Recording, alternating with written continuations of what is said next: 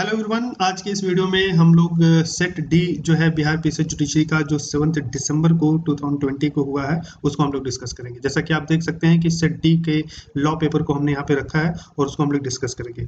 देखिए, इस वीडियो में हम लोग नॉट ओनली आंसर हम लोग बताएंगे बट उसको थोड़ा सा हम लोग इलेबोरेट भी करेंगे, सोचेंगे समझेंगे, जो हमने पढ़ा है उसको रिकॉल भी करेंगे, तो आपको कंसेप्चुअली क्लैरिटी भी आएगी और एक तरीके से रिवाइज भी हो जाएगा। देखते हैं इस वीडियो में जितना जितना हम लोग एमसीक्यूज कवर कर पाएंगे उतना कवर करेंगे, बट आगे के वीडियो में भी हम लोग बाकी जितना बच जाएंगे उसको हम लोग कवर करेंगे। साथ ही साथ वीडियो को लास्ट तक देखिएगा और अगर आपकी कोई सजेशन है तो कमेंट बॉक्स में कमेंट करिएगा। और अगर आपको लगता है कि हमें और सारे क्वेश्चन को हम लोग डिस्कस करना चाहिए हमें, तो भी आप बता सकते हैं। और डिस्कस करते समय अगर कोई क्वेश्चन का आंसर हम लोग गलत बता दें, रॉन्ग बता दें, तो आप हमें सजेस्ट भी कर सकते हो, करेक्ट भी कर सकते हो कमेंट बॉक्स में कमेंट करके। तो आइए समझते हैं पहला क्वेश्चन। जैसा कि आप लोग देख रहे हैं कि यहाँ पे contract without consideration will be wide. अब आप जानते हैं कि कॉन्ट्रैक्ट अगर कोई विदाउट कंसिडरेशन है तो वो वाइड होता है। हमने एक्सेप्शन भी इसका पढ़ा है एजेंसी कॉन्ट्रैक्ट में कि वहां पे सिर्फ कंसिडरेशन नहीं होता लेकिन फिर भी वो वैलिड कॉन्ट्रैक्ट होता है, तो वो एक्सेप्शन के तौर पे आप बोल सकते हैं। बट जनरल कंडीशन, जनरल जो रूल है कॉन्ट्रैक्ट का, कि हर एक कॉन्ट्रैक्ट में कंसिडरेशन होता ही होता है। बिना प्रतिफल के कोई कॉन्ट्रैक्ट, कोई संविदा नहीं हो सकता। तो अगर कोई कॉन्ट्रैक्ट विदा कंसिडरेशन का है तो वो वाइड होगा, तो इसका आंसर बी है। दूसरा हम लोग चलते हैं। The age of majority for contract is 18 years. ये तो सोचने की बात ही नहीं है, आप लोग जानते होंगे इंडियन मेजोरिटी एक्ट के हिसाब से 18 साल की उम्र रखी गई है, तभी वो बंदा कॉन्ट्रैक्ट कर सकता है, 18 साल से ज्यादा। और इसके भी एक्सेप्शन है, मैं आपको बता दूं कि दो एक्सेप्शन है इसके। एक तो सिविल प्रोसीजर कोड में आपने पढ़ा होगा कि जब कोर्ट अगर ये ऑर्डर कर दे कि किसी माइनर की प्रॉपर्टी जो है, कोई बंदा जो लीगल रिप्रेजेंटेटिव अपॉइंट कर दे, कोई गार्डियन अपॉइंट कर दे कि इस बंदे के पास रहेगा, तो इस तरीके का कॉन्ट्रैक्ट, और वो माइनर में और वो जो गार्डियन है उसमें एक कॉन्ट्रैक्ट हो जाता है ना, कि आपका इतने एज तक, आप जब तक 21 साल का एज नहीं हो जाता तब तक इसकी प्रॉपर्टी गार्डियन के अंडर में रहेगी, इस तरीके से कुछ होता है। तो वो कॉन्ट्रैक्ट, वहां पे एक एक्सेप्शन है कि 18 साल से कम का बच्चा भी है तो उसके बीच में, और जो गार्डियन होता है उसके बीच में कॉन्ट्रैक्ट हो जाता है, तो एक एक्सेप्शन है। हाँ, जनरल रूल आप बोल सकते हैं कि 18 साल की एज है। आंसर को करेक्ट करने के लिए आप ऐसे आंसर लगाएंगे।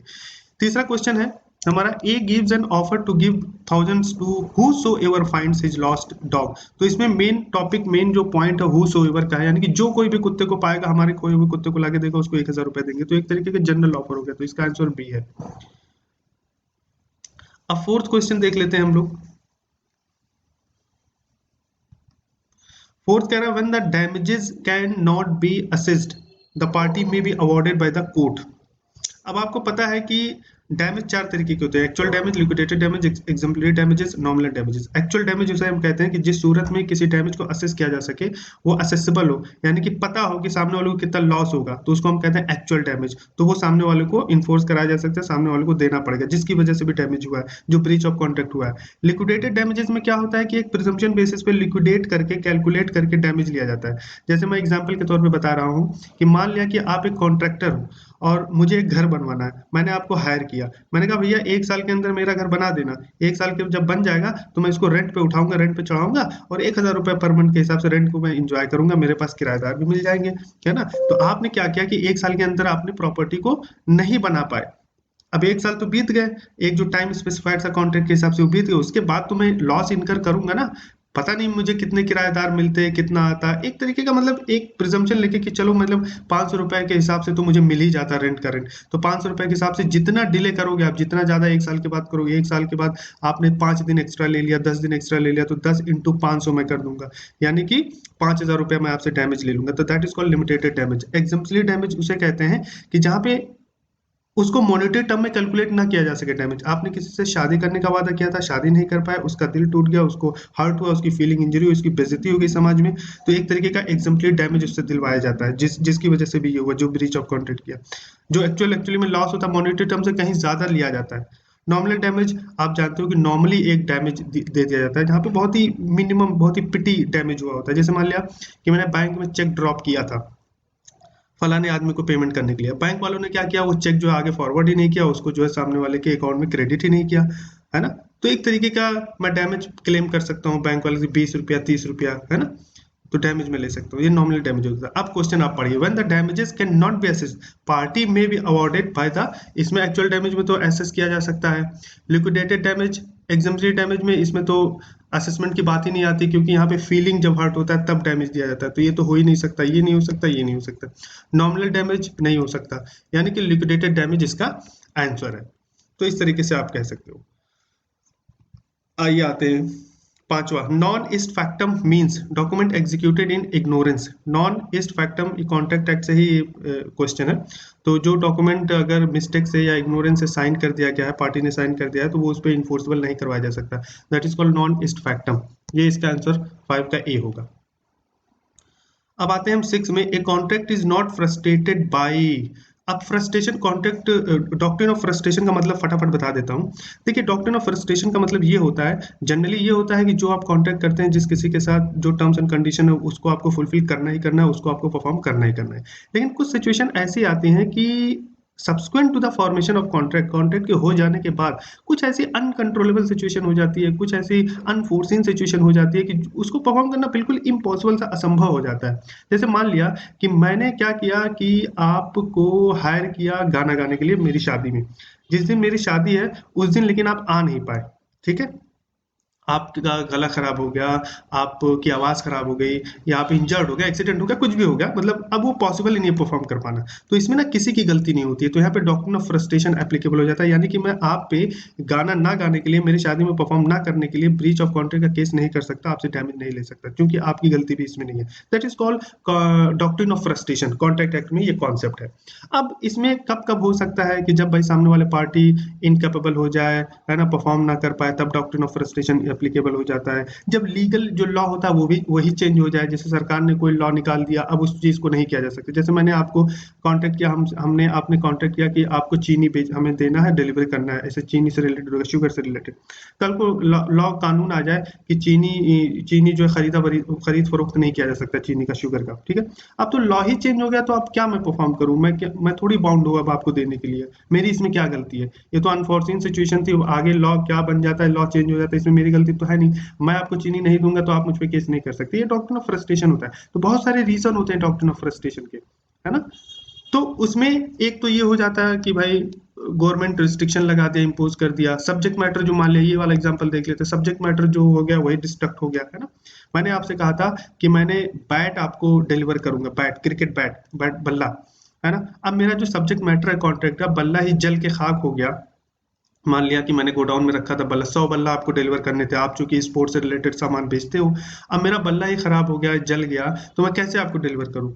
तो वहाँ पे डॉक्ट्रिन ऑफ फ्रस्ट्रेशन एप्लीकेबल हो जाएगा, ठीक है। तो जब डिस्ट्रक्ट हो जाता है सब्जेक्ट मैटर जो है कॉन्ट्रैक्ट का, वही खराब हो जाए, बर्बाद हो जाए, तो वहाँ पे भी डॉक्ट्रिन ऑफ फ्रस्ट्रेशन एप्लीकेबल हो जाता है। जब गवर्नमेंट कोई रिस्ट्रिक्शन ले आए या गवर्नमेंट कोई लीगल चेंज हो जाए, लीगल लॉज जो है चेंज हो जाए, तो वहाँ पे भी डॉक्ट्रिन ऑफ फ्रस्ट्रेशन एप्लीकेबल हो जाता है। द पार्टीज जो है मर जाए, है ना, पार्टी जो इनकेपेबल हो जाए, तो वहाँ पे भी डॉक्ट्रिन ऑफ फ्रस्ट्रेशन एप्लीकेबल हो जाता है। लेकिन कमर्शियल इम्पॉसिबिलिटी पे डॉक्ट्रिन ऑफ फ्रस्ट्रेशन एप्लीकेबल नहीं होता, तो इसलिए ये आंसर सही है। ये कह रहा है कि क्वेश्चन पढ़िए, ए contract is not frustrated bye commercial imposition, तो ये करेक्ट है, ये रॉन्ग है, ठीक है। तो इसका आंसर ए होगा, 6 का ए। 7 को हम लोग देख लेते हैं, an agreement which is enforceable by law at the option of one और मोर ऑफ द पार्टीज। तो इसका आंसर आप जानते हैं कि वाइडेबल होगा, सी। इसमें तो कुछ डिटेल में जाने की जरूरत नहीं, बहुत ही बेसिक सा क्वेश्चन है। Which one of the following is a case on promissory estoppel, तो इसका 8 का ए होगा। Which one of the following statement is correct. अभी कह रहे हैं communication of an acceptance is complete as against acceptor, यानी कि जो एक्सेप्टर वो एक्सेप्टेंस जो दिया उसका कम्युनिकेशन कब कंप्लीट होगा? अगेंस्ट द एक्सेप्टर, उसके खुद के अगेंस्ट में। जब इसका आंसर है B, when it comes to the knowledge of the proposer, जब प्रपोजर के नॉलेज में बात आ जाए। अब इसका 10th वाला अभी आप छोड़ दो, केस लॉज हम डिस्कस नहीं करेंगे। 11 पे आ जाओ आप। Indian contract amendment act 1997 has amended, ये इसका आंसर होगा सी, 28 को अमेंड हुआ था। 12 the change of the nature of the obligation in a contract is known as, इसको हम अल्ट्रेशन कहेंगे। किसी टर्म्स एंड कंडीशन में चेंज होता है, अल्ट्रेशन होता है, तो उसको हम अल्ट्रेशन कहते हैं। 13 में देख लेते हैं, under section 68 of Indian contract act. अब बताइए भाई इंडियन कॉन्ट्रैक्ट एक्ट के 16(8) में क्या होगा? ये कहते हैं ओनली माइनस प्रॉपर्टीज लायबल, इसका बी होगा, 13 का बी। कंटिन्यूइंग गारंटी, ये सेक्शन सिंपल सिंपल सा पूछ लिया कि किस सेक्शन में है, तो 14 का बी हो जाएगा यहाँ पे। 129 में कंटिन्यूइंग गारंटी को डिस्कस किया गया। 15 देख लेते हैं। An agreement of wager is, इसका तो आपको पता ही होगा, वाइड। भाई वेजर एग्रीमेंट किसे कहते हैं कि यानी कि एक आपने ऐसे अनफोर्सिन इवेंट पे बेट लगाया, बेट एक तरीके कह लो, बेट का एग्रीमेंट बना होता है, यानी कि मैं एक आपसे कॉन्ट्रैक्ट कर लिया कि अगर पाकिस्तान जीता तो तुम मुझे 5 लाख रुपए दोगे, अगर इंडिया पाकिस्तान हार गया तो मैं तुम्हें 5 लाख रुपए दूंगा। इस तरीके का एग्रीमेंट, इस तरीके का कॉन्ट्रैक्ट जो एग्रीमेंट ऑफ वेजर कहलाता है, वाइड है, गैर कानूनी होता है, वाइड होता है, यानी कि इसका कोई शून्य होता है, इसका कोई वैलिड इन्फोर्सबल नहीं होता। तो 16 में देख लेते हैं। Propounder of pigeon hole theory of टॉट इज, यहाँ पे सेलमंड होगा, पिजन होल थ्योरी ऑफ टॉट सेलमंड है।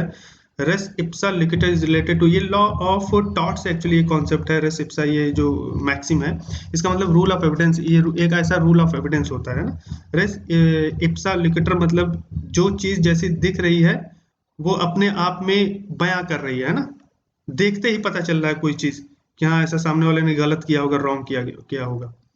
Rule of strict liability was propounded bye, इसका आंसर लॉर्ड एटकिन है। 19 का देख लेते हैं। क्यू फेसिट पर एलियम फेसिट पर से मींस, यानी कि ये विकेरियस लायबिलिटी है। देखो क्यू फेसिट पर एलियम फेसिट पर से मींस क्या होता है कि जनरली नॉर्मल जो रूल है उसमें ये होता है कि अगर आपने गलती किया है तो आप ही लायबल हो गए, है ना, आपने टॉट किया तो आप ही लायबल हो गए। लेकिन लॉ ऑफ टॉट में हमने कई सिचुएशन ऐसी पढ़ी है कि जहां पे एक आपका बंदा कुछ कोई और टॉट करता है, लेकिन उसकी जिम्मेदारी जो उसकी लायबिलिटी जो है आप पे आती है, उसके लिए कुछ रिलेशनशिप एग्जिस्ट होना चाहिए, जैसे मास्टर एंड सर्वेंट का रिलेशनशिप, प्रिंसिपल और एजेंट का रिलेशनशिप, पार्टनर एंड पार्टनर्स का रिलेशनशिप। अब प्रिंसिपल जो है अपने एजेंट को कोई चीज ऑथोराइज किया, एजेंसी कॉन्ट्रैक्ट के हिसाब से उसने एजेंट को हायर किया और एजेंट को ऑथोराइज किया। अब agent, if agent does anything in performance of his duty, अपना वो परफॉर्म करने के लिए ड्यूटी कुछ रॉन्ग कर देता है तो उसके लिए जिम्मेदार जो है प्रिंसिपल होगा। ऐसे मास्टर, सर्वेंट कुछ करता है रॉन्ग तो उसके लिए जिम्मेदार मास्टर होगा। तो ये मैक्सिमम क्यू फेसिट पर एलियम फेसिट पर से, इसका मतलब यही होता है विकेरियस लायबिलिटी। ठीक है।